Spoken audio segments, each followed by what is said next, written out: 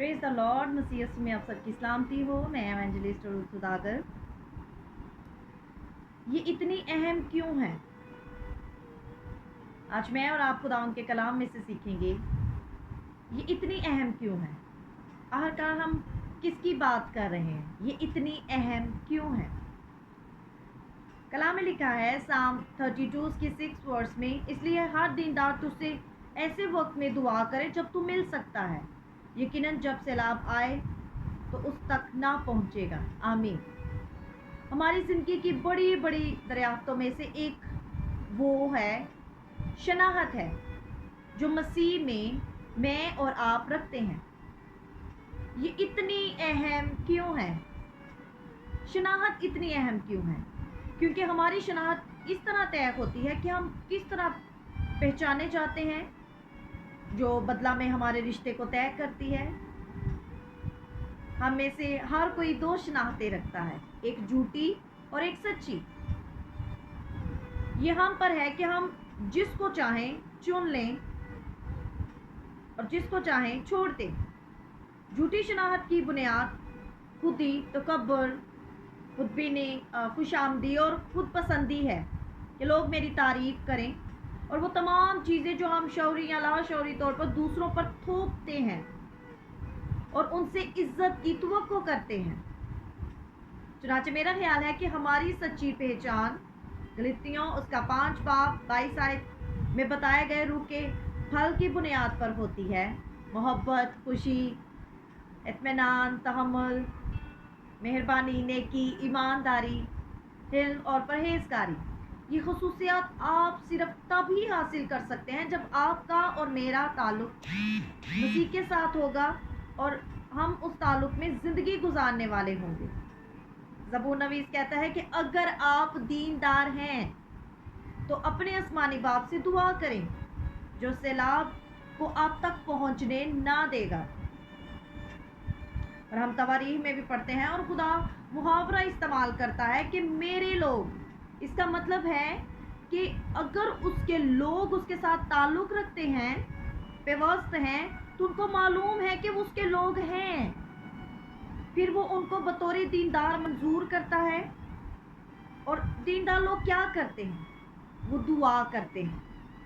अगर आप अपने अजीज़ के साथ रिश्तेदारी में रहें लेकिन उनके साथ बोल चाल बंद कर दें तो रिश्तेदारी ठंडी पड़ जाएगी और आहर ख़त्म हो जाएगी।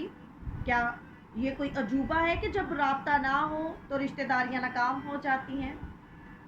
हम सहावत से मोहब्बत का सबूत देते हैं। इसी तरह खुदा ने दुनिया से मोहब्बत रखी, इसलिए उसने अपना इकलौता बेटा हमें दे दिया।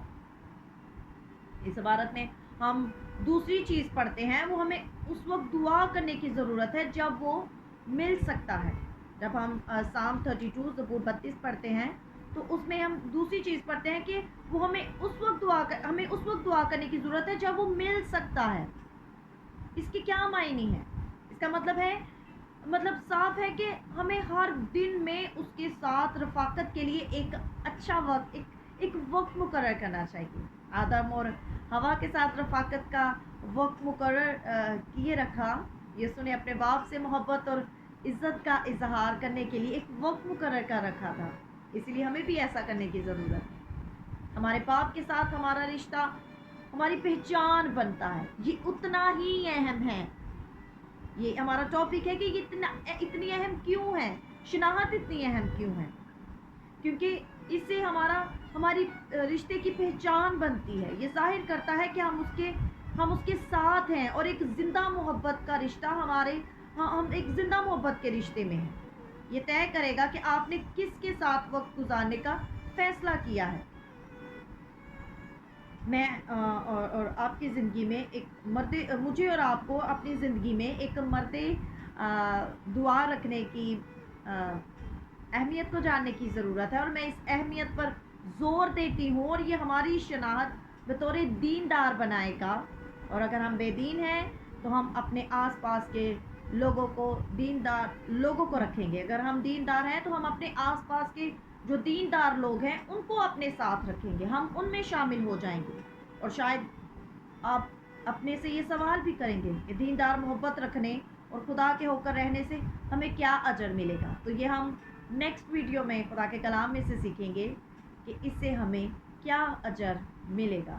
خداوند مجھے اور آپ کو ایسا کرنے کا فضل بخشے اور ہم اپنی شناخت کو پہچانے اور اس بات کو جو ہے ہم جانیں کہ ہم نے کیا وقت مقرر کیا ہے, ہم کس وقت خدا کی حضوری میں جھکتے ہیں, اور ہمیں ٹائم کو سلیکٹ کرنے کی ضرورت ہے.